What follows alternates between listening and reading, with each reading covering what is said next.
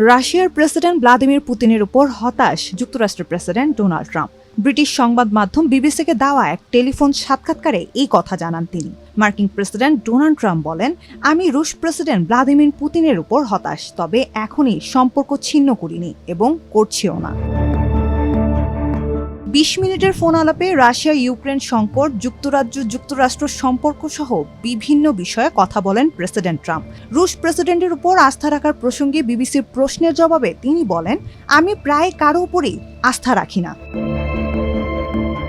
ইউক্রেনে নতুন করে প্যাট্রিয়ট আকাশ প্রতিরক্ষা ব্যবস্থা সহ বিভিন্ন অস্ত্র পাঠানোর ঘোষণা দেওয়ার কয়েক ঘণ্টা পরেই এই মন্তব্য করলেন ট্রাম্প।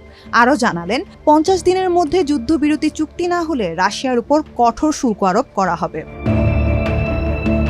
হোয়াইট হাউসে ন্যাটো প্রধান মার্ক রুটের সঙ্গে সাক্ষাতে বেশ দীর্ঘ সময় ধরে পুতিন প্রসঙ্গে হতাশা প্রকাশ করেন ট্রাম্প। তিনি বলেছিলেন, বারবার মনে হয়েছে রাশিয়ার সঙ্গে একটি চুক্তি হতে চলেছে।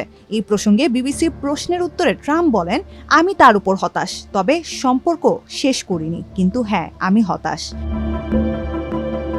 পুতিনকে রক্তপাত বন্ধে রাজি করানোর উপায় কি হতে পারে এমন প্রশ্নের জবাবে ট্রাম্প বলেন, আমরা এটা নিয়ে কাজ করছি, তার সঙ্গে দারুণ কিছু কথা হবে, এরপর আমি বলবো ভালো মনে হচ্ছে, আমরা কাছাকাছি চলে এসেছি, তারপরে তিনি গিয়ে কিয়েভে একটা ভবন ধ্বংস করে দেবেন।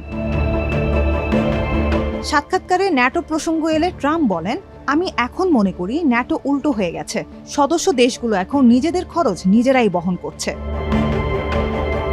তিনি আরও বলেন, আমি সম্মিলিত প্রতিরক্ষা ধারণায় বিশ্বাসী, এটি বড় দেশগুলোর বিরুদ্ধে ছোট দেশগুলোকে টিকে থাকার সুযোগ দেয়। পেনসিলভেনিয়ার বাটলারে ট্রাম্পের নির্বাচনী জনসভায় তাকে হত্যা চেষ্টার বছর পূর্তি প্রসঙ্গে ট্রাম্প বলেন, আমি এটা নিয়ে ভাবতে চাই না, এটা নিয়ে বেশি ভাবলে জীবনটাই পাল্টে যেতে পারে।